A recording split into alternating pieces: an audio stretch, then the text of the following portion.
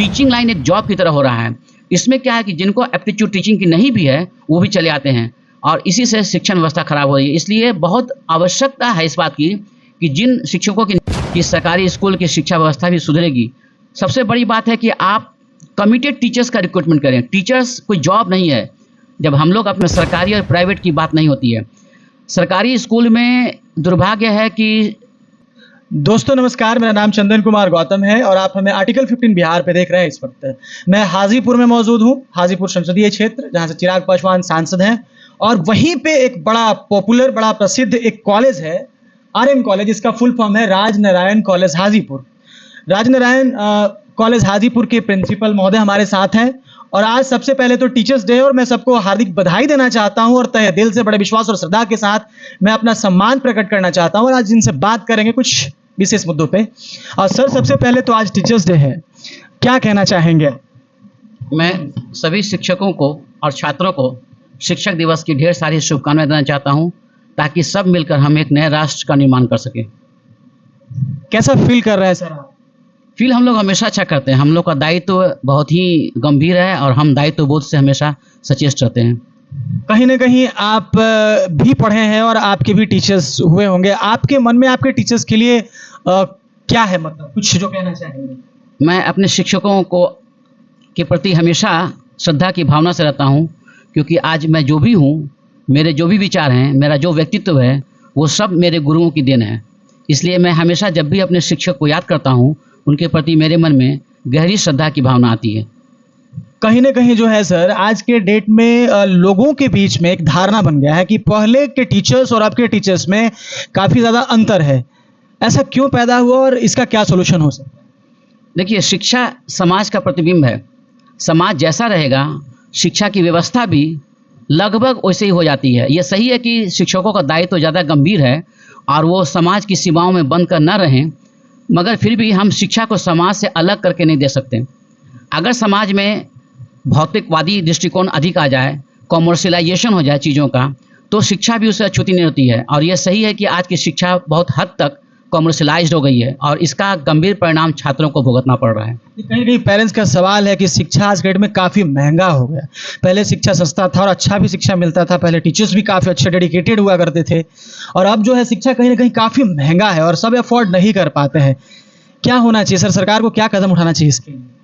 इसके लिए है कि हर शहर में एक सेंटर ऑफ एक्सीलेंस निश्चित रूप से स्थापित करना चाहिए।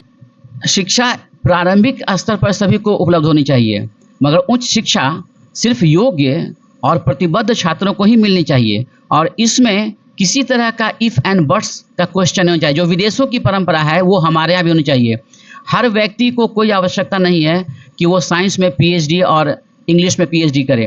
प्रारंभिक शिक्षा के बाद उसको वोकेशनल कोर्स की ट्रेनिंग मिलनी चाहिए ताकि वो रोजगार में अपने रोजगार को खोज सके। और जो कमिटेड स्टूडेंट्स हैं, जिनमें रिसर्च की एप्टीट्यूड है, जो समाज और देश के लिए कुछ करना चाहते हैं, सिर्फ वैसे छात्रों के लिए शिक्षा की व्यवस्था होनी चाहिए। और यह शिक्षा की व्यवस्था सस्ती होनी चाहिए, मेधावी छात्रों को मुफ्त में उपलब्ध होनी चाहिए, ताकि देश का, मैं जानता हूँ बहुत सारे देशों में पीएचडी तक की शिक्षा जो है वो मुफ्त मिल रही है। जर्मनी में जैसे है। तो ये हम हर गली कूचे में अगर उच्च शिक्षा को फैलाएंगे तो न देश का लाभ होगा और न उसमें पढ़ने वाले छात्रों का लाभ होगा। इसलिए उच्च शिक्षा सिर्फ योग्य, मेधावी और बहुत ही कमिटेड छात्रों को मिलनी चाहिए और इसकी कीमत भी बिल्कुल कम होनी चाहिए। बिल्कुल सही बात। तो जल्दी हम आपका टाइम सर का नहीं लेना चाहेंगे। लास्ट में 2 क्वेश्चन है जो हम पूछेंगे। कहीं ना कहीं सर, अपने देश में जो गार्जियन है, पेरेंट्स हैं, वो अपने बच्चों को सरकारी स्कूल में नहीं पढ़ाना चाहते हैं क्लास 1 से 10th 11 12 तक, और जैसे 11 12th करता है वो सरकारी ढूंढने लग जाए। ये शिक्षण संस्थान की गुणवत्ता पर निर्भर कर रहा है। जैसे नेतरहाट सरकारी स्कूल रहा और हर पेरेंट की इच्छा होती है, इवन जो बहुत ही क्वालिफाइड टीचर्स हैं उनकी भी इच्छा होती है कि उनका बेटा बेटी नेतरहाट में पढ़े, सीमितुल्लाह में पढ़े। ये शिक्षण संस्थान की गुणवत्ता पर निर्भर करता है। इसमें सरकारी और प्राइवेट की बात नहीं होती है। सरकारी स्कूल में दुर्भाग्य है कि अधिकांश शिक्षण व्यवस्था जो है वो ad hoc teachers, daily veg teachers पर निर्भर था। सरकार इसमें बहुत सार्थक कदम उठा रही है और मुझे विश्वास है कि सरकारी स्कूल की शिक्षा व्यवस्था भी सुधरेगी। सबसे बड़ी बात है कि आप कमिटेड टीचर्स का रिक्रूटमेंट करें। टीचर्स कोई जॉब नहीं है। जब हम लोग अपने स्कूल कॉलेज में पढ़ते थे तो टीचर्स की एक अलग महत्ता होती थी और शिक्षक पढ़ाने वाले होते थे। अब टीचिंग लाइन एक जॉब की तरह हो रहा है। इसमें क्या है कि जिनको एप्टीट्यूड टीचिंग की नहीं भी है वो भी चले आते हैं और इसी से शिक्षण व्यवस्था खराब हो रही है। इसलिए बहुत आवश्यकता है इस बात की कि जिन शिक्षकों की नियुक्ति हम कर रहे हैं उनकी एक पहले साइकोलॉजिकल और उनकी एकेडमिक एप्टीट्यूड की टेस्टिंग होनी चाहिए, तभी शिक्षण व्यवस्था हो सकती है। नहीं तो किसी को भी आप टीचर बना देंगे तो आप उम्मीद नहीं कर सकते। जैसे किसी को सिपाही बना दें और उसको लड़ने की एप्टीट्यूड नहीं है तो युद्ध क्षेत्र में जाकर वो क्या करेगा, सरेंडर कर देगा। तो हर स्किल के लिए एक खास टेस्ट होती है, हर व्यक्ति हर काम के लिए सक्षम नहीं होता है। हम इस बात को मानते नहीं है, इसीलिए आज दुर्भाग्यपूर्ण इस अवस्था हो गई है। बहुत धन्यवाद सर। एक लास्ट क्वेश्चन है कि सबसे बड़ा आज के डेट में जो है टीचर्स का सबसे बड़ा क्या कंसर्न है सर? टीचर्स को कहीं ना कहीं जो है समाज में टीचर्स को एक ऐसी भावना से देखा जाता है कि गरीब है, बहुत पैसा नहीं कमाता होगा, कुछ ऐसा क्या कंसर्न है सबसे बड़ा आज के डेट में टीचर? देखिए, अलग अलग शिक्षण संस्थानों के शिक्षकों के अलग अलग कंसर्न्स हैं। प्राइवेट का है कि उनका है कि हम अनएडेड एजुकेशन दे रहे हैं और मैनेजमेंट बहुत सपोर्ट नहीं कर पाता है उनको। हम लोग सरकारी संस्थाओं में क्या है कि हम लोग की ऑटोनॉमी दिन पर दिन समाप्त हो रही है। ऑटोनॉमी का मतलब ये नहीं कि हम फाइनेंशियल एनार्की करें, फाइनेंशियल एक्सपेंडिचर पर सरकार का कंट्रोल अवश्य होना चाहिए और ये ट्रांसपेरेंट भी होना चाहिए।